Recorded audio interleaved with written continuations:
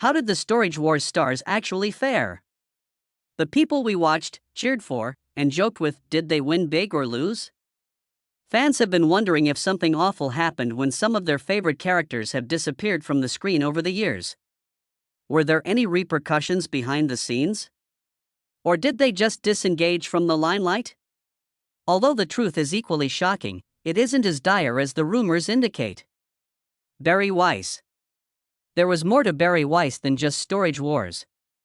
He was the show's main character.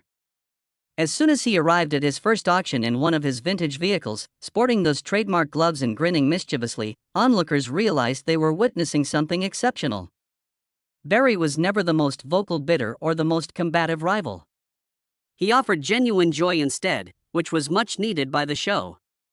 Other cast members concentrated on business plans and profit margins, while Barry viewed each storage locker as a treasure trove that was just waiting to be opened.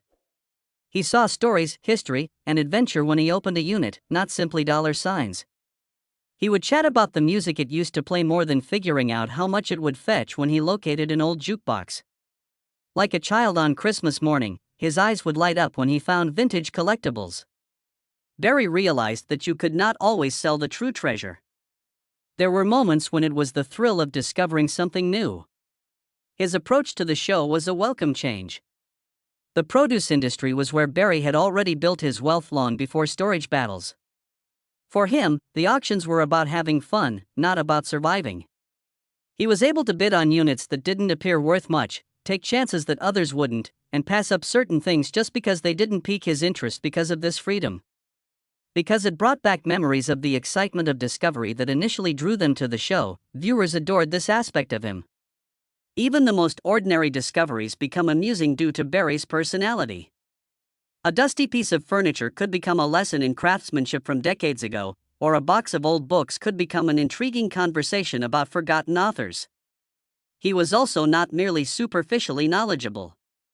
Barry had a genuine interest in antiques, antiquities, and their histories. He showed reverence for the objects he discovered, giving each one the attention it required. Barry left the show in a low-key manner after just 4 seasons. No spectacular leave or furious dispute with the producers occurred. He just made the decision that, like someone finishing a great book and carefully putting it back on the shelf, it was time to end that chapter of his life. While unhappy, most fans understood. Barry had never given off the impression that he required attention. He was only an individual who delighted in telling people about his experiences. Barry had a modest profile for years after leaving storage conflicts. He went back to his other interests, seeking for antiques, acquiring vintage automobiles, and going on excursions without cameras or TV crews. On occasion, he would appear in interviews or as a guest, always with the same kind grin and contagious energy that brought him fame. Barry Weiss's life appeared to be going well until February 2019, when everything changed. In the streets of Los Angeles, Barry was riding his favorite motorcycle when he was in a terrible collision.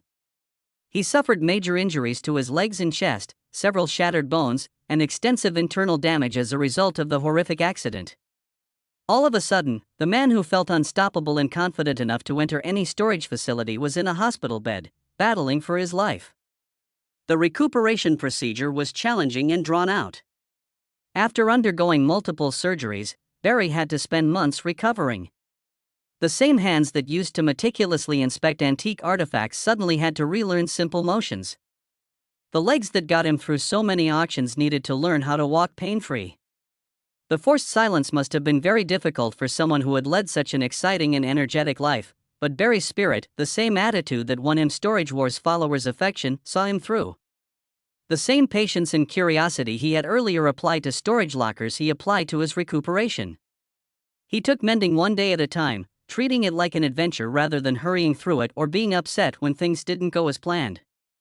Fans were overjoyed to see Barry again when he finally started appearing in public.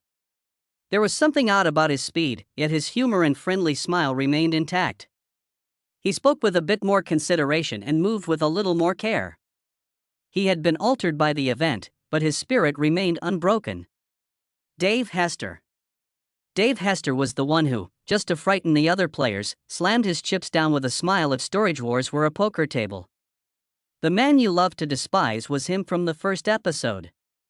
Dave was loud, self-assured, and never hesitant to outbid someone by a single dollar. He loved competition.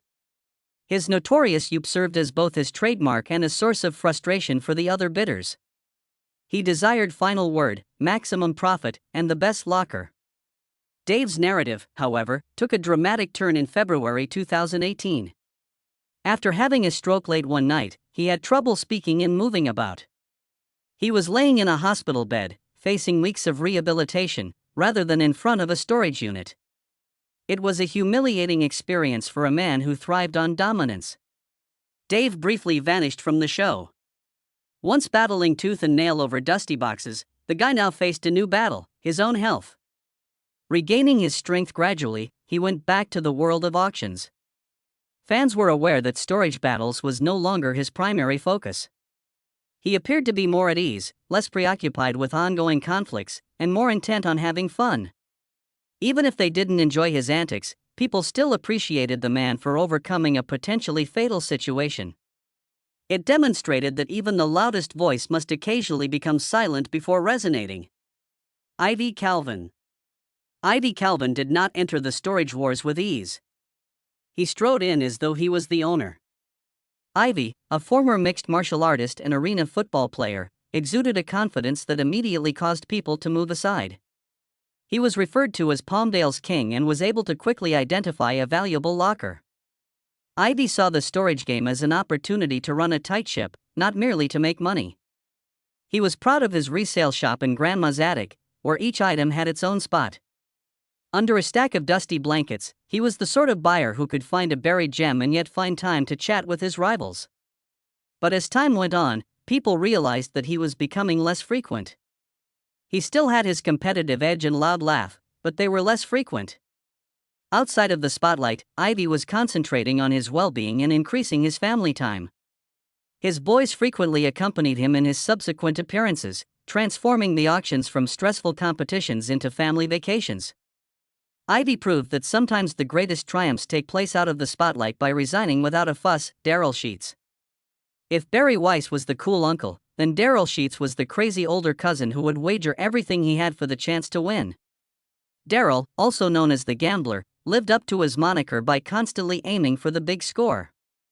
He was willing to spend a lot of money on a locker if he believed it may conceal something amazing. Brandon, his son, frequently accompanied him, learning how to take measured risks and sometimes learning why he shouldn't. Daryl has more in mind than just business.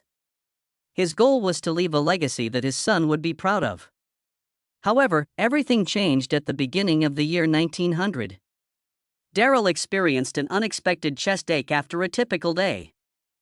It grew worse as he disregarded it at first. He was shortly experiencing a severe heart attack. This was more than a health scare. The situation was one of life or death. The adrenaline-loving man had to slow down, not voluntarily, but because he had to. His absence caused a noticeable void in the program. Fans missed Jared Schultz and Brandy Passanti, his enormous victories, his bigger losses, and his fearless demeanor. They were like the next-door couple who were so enjoyable to watch that they were mysteriously invited to every party. They were complete opposites, as viewers could see from their very first episode. Jared's let's throw caution to the wind and Brandy's calm, collected demeanor. She would stand there looking through a storage locker with laser-like focus, attempting to determine whether the stack of boxes was worth the risk. For the excitement alone, he would already be hankering after a bid. It was that push and pull that made them amusing. As Jared chased after something dubious, you could almost feel Brandy rolling her eyes, and you could see Jared smile when she was correct. They managed to keep each other in balance. Excitement was brought by him. She brought prudence. Together, they came to decisions that occasionally turned out well and other times not so well. They turned their finds into money by occasionally operating their own thrift store on the television. Behind the giggling and arguing, however, things were shifting. They were having a difficult relationship away from the cameras. The news slowly leaked out by 2020. Their relationship was over. No major eruption occurred on screen. No verbal altercation in public. It simply transpired. The relationship had not been easy, as Brandy later suggested. Although she didn't go into much depth, what she did provide showed that it had been difficult and complex. Brandy turned her attention from the grueling filming schedule to her kids after the breakup. Jared, on the other hand, lost the limelight. It was a different show without their back-and-forth banter. Not only did fans miss them individually, but also as a team. They demonstrated that not every treasure hunt is focused on finding antiques and artifacts. The chemistry between Renee and Casey Nizoda is sometimes what really matters, even if it doesn't last. The vibe that Renee and Casey brought to Storage Wars was completely different. Renee had a keen sense of what was valuable, and his loud voice could cut through any crowd. He was counterbalanced by Casey's kind disposition and meticulous attention to detail. It was evident that they were not merely pretending to be partners, they actually got along well in both their personal and professional lives. Renee was familiar with the world of resale.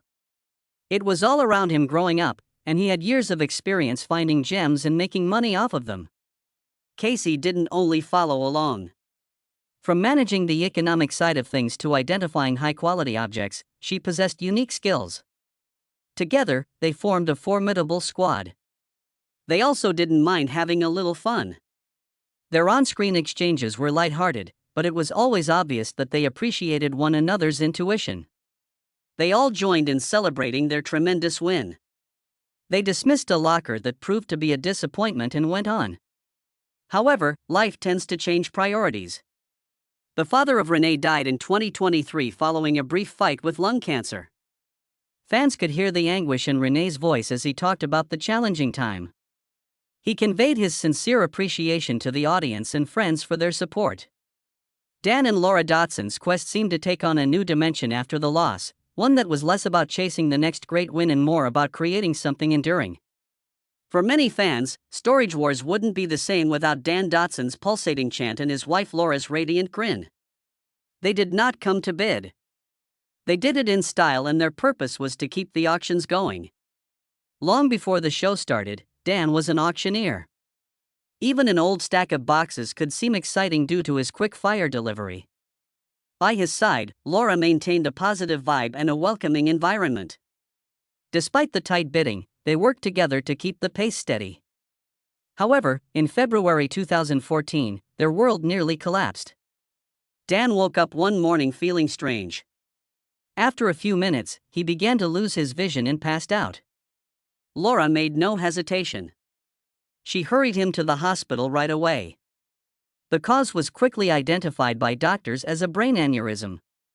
The situation was dire. Dan might not have lived if he had not had emergency surgery. Recovery was considerably more difficult after the dangerous operation. He spent months getting stronger, with Laura's help at every turn. When he finally made it back to the auction block, fans were relieved, even though he walked a little more slowly than previously. Their situation was altered by the scare. They were still passionate about the world of auctions, but they also realized how rapidly things might change. Their laughs seemed a little louder and their smiles a little warmer as a result of that knowing. Mary Padian. Different from the other bidders was Mary Padian. Mary seemed to approach each auction as if it were a little adventure, while many of her competitors approached the storage lockers with a sharp calculator in their brains, calculating resale value and profit margins. She saw a dusty box as more than simply a dusty box. A forgotten fragment of history or a diamond in the rough waiting for a second chance at life could be the reason. She made her debut on Storage Wars, Texas, a Texas spin-off, where her originality immediately made her stand out. As an assistant to the editor of Architectural Digest, Mary had experience in both design and journalism. Because of that experience, she has an eye for original objects and the creativity to envision what they could become. On the show, she would frequently be shown searching through a locker, removing items that most people would pass by, such as an old trunk or a worn-out chair, and immediately imagining how to turn them into something exquisite. Her manner was cheerful, eccentric, and affectionate. Mary's method was more kind and cooperative, although others occasionally argued over bids. She developed close relationships with the other actors, occasionally joining forces to attack a locker. Her excitement was infectious, and viewers enjoyed seeing her get truly enthused about every discovery, no matter how minor. When Mary switched from the Texas version to the original Storage Battles headquartered in California, she carried the same charm. Instead of merely buying and selling, she reused, reinterpreted, and created unique objects that combined functionality with artistic expression. Her ability to turn what was considered trash into riches earned her the nickname Junkster from her admirers. Mary, however, started to show up less and less.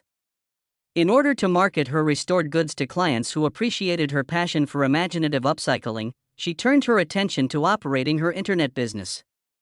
Outside of the rigorous filming schedule, she also began traveling, taking on more personal projects, and looking for new chances. Fans still find Mary's spirit inspiring even if she is no longer a regular on the show.